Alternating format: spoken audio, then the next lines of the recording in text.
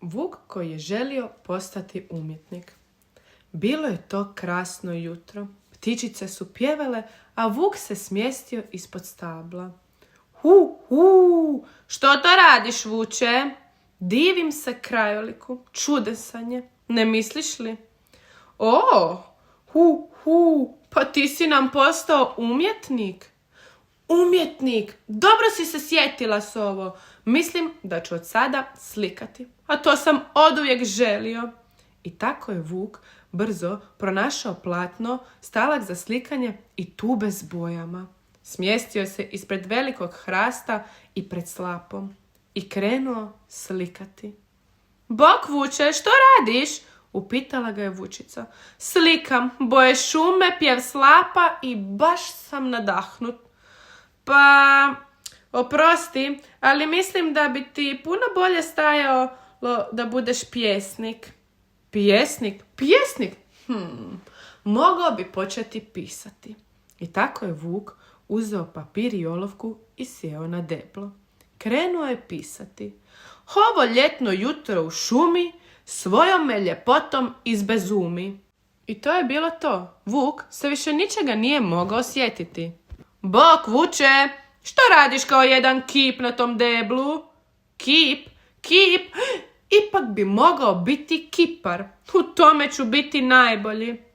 I tako je Vuk odlučio biti kipar. Gospođica Jeti pristala je pozirati, a Vuk se bacio na posao, šapama punih gline. I napokon kad je završio, pozvao je Jeti. Gospođica Jeti, možeš doći vidjeti? A kada je Jeti to pogledala, stala je zavijati. Pa Vuče, ti nemaš nimalo talenta, sličim na slona, pa ti si pravi komičar. Komičar? Mogao bi biti komičar. I tako se Vuk jednog popodneva popeo na pozornicu u šumi i krenuo izbijati šale. Ali njegove šale nisu nasmijavale nikoga i on je brzo morao pobjeći u pola predstave.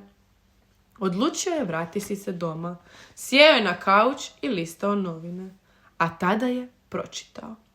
Traži se glumac za ulogu velikog zločestog Vuka. Audicija u četvrtak u 3 sata. Mogao bi biti glumac. Bio bi prava filmska zvijezda.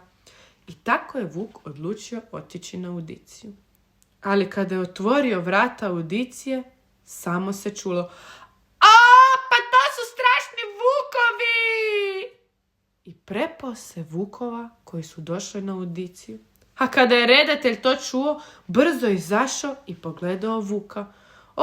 Ti stvarno nisi strašan, ali znaš što? Imaš krasan glas. Ti bi trebao biti pjevač. Žarili biste i palili. I tako je Vuk odlučio biti rock zvijezda. Skupio je svoj bend. Debeli Lujo svirat će bubljeve, Alfred će biti na saksofonu, Valentino na električnoj gitari, a Jozo će pisati pjesme.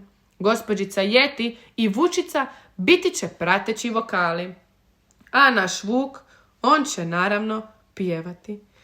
I nakon što su imali nekoliko proba, odlučili su napraviti pravi koncert. Svoju grupu nazvali su Rock Vukovi i po cijeloj šumi nalijepili plakate. I konačno je stigla velika večer. Vuk se popeo na pozornicu, duboko udahnuo i počeo pjevati. Na kraju prve pjesme nastao je veliki muk.